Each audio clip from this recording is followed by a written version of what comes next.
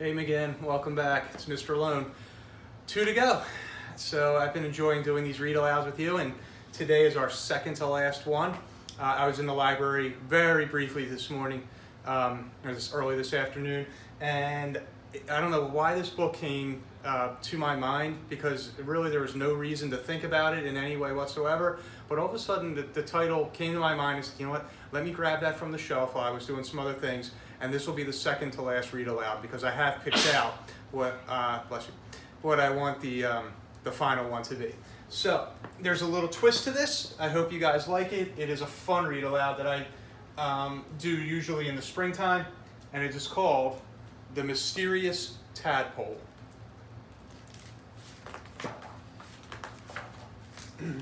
Greetings, nephew, cried Lewis's Uncle McAllister.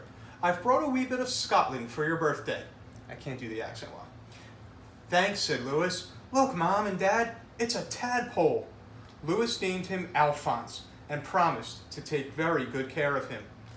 Lewis took Alphonse to school for show and tell. Class, here we have a splendid example of a tadpole, said Mrs. Shelbert. Let's ask Lewis to bring it back every week so we can watch it become a frog. Ms. Shelbert was amazed to see how quickly Alphonse grew. Maybe it's because he only eats cheeseburgers, said Lewis. When Alphonse became too big for his jar, Lewis moved him to the kitchen sink. He's the perfect pet, said Lewis. Lewis and Alphonse loved to play games. Be careful, Lewis, said his mother. The living room is not a soccer field. Something is going to get broken. And she was right. That same day, the soccer ball slammed into Aunt Tabitha's antique lamp. This tadpole is out of control, said Lewis's mother. Something must be done. It won't happen again, promised Lewis. I'll take Alphonse to obedience school. The only animals at the obedience school were dogs. Some of their owners stared at Alphonse suspiciously. Pretend you're a dog, whispered Lewis. Alphonse tried to bark, but it sounded more like a burp. Hold on a minute, said the trainer. What kind of dog is this? He's a hairless spotted water spaniel from Scotland, explained Lewis. Alphonse quickly learned to sit, stay, and retrieve. He graduated at the top of his class. My parents will be very pleased, said Lewis. But Lewis's parents were not pleased when Alphonse outgrew the sink and had to be moved to the bathtub. The shower is too crowded, complained Lewis's father. This bathroom is a mess, moaned Lewis's mother. At least Lewis's classmates enjoyed Alphonse, who was still making weekly visits. Wow, show and tell was more fun than recess, they yelled. But one day Miss Shelbert decided that Alphonse was not turning into an ordinary frog. She asked Lewis to stop bringing him to school. By the time summer vacation arrived, Alphonse had outgrown the bathtub. We could buy the parking lot next door and build him a swimming pool, suggested Lewis. Be sensible, declared Lewis's parents. Swimming pools are expensive. We're sorry, Lewis, but this situation has become impossible. Tomorrow, you will have to take your tadpole to the zoo. But I can't put my friend in a cage, cried Lewis. That night, Lewis was very sad, until he remembered that the gym in the nearby high school had a swimming pool. Lewis hid Alphonse under a carpet and smuggled him inside. Nobody uses this place during the summer, whispered Lewis. You'll be safe here.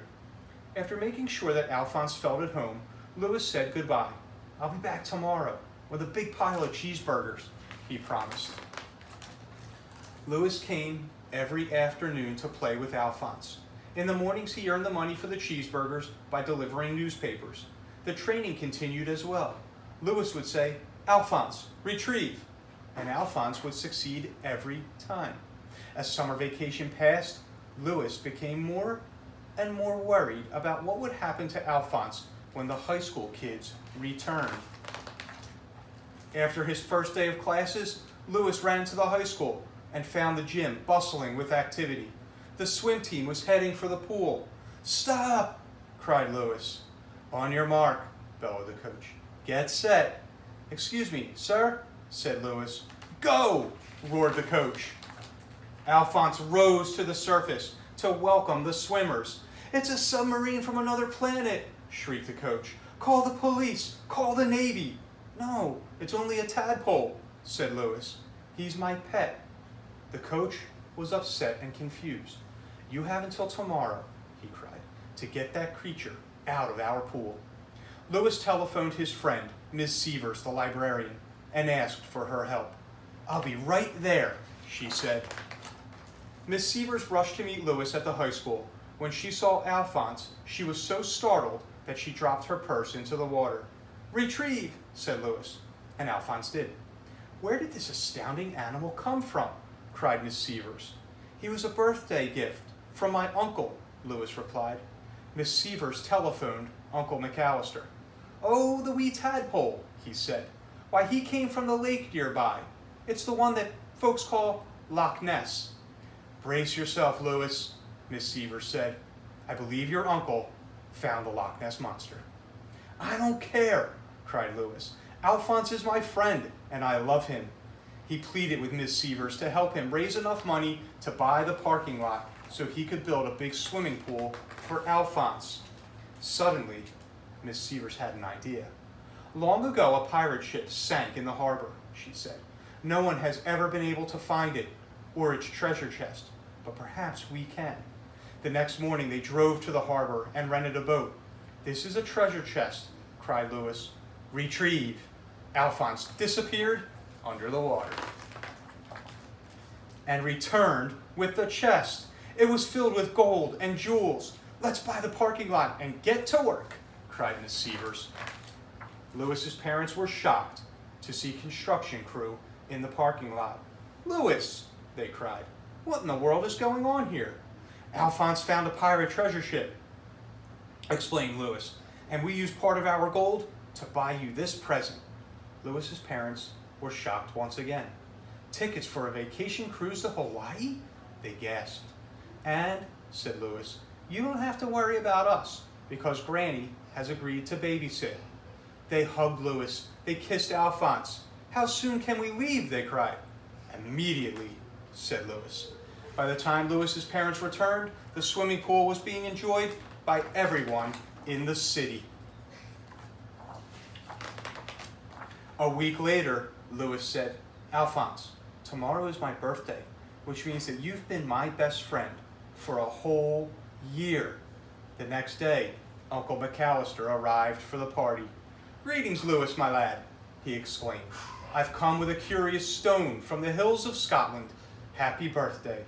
Wow, thanks, said Louis. And then suddenly, the stone began to tremble and crack. And I'll let you figure out the rest. Aww. So how about that little neat twist that Louis actually raised the Loch Ness Monster. So, I hope you guys like that one. We'll be back for our last read aloud tomorrow. And again, have a good night.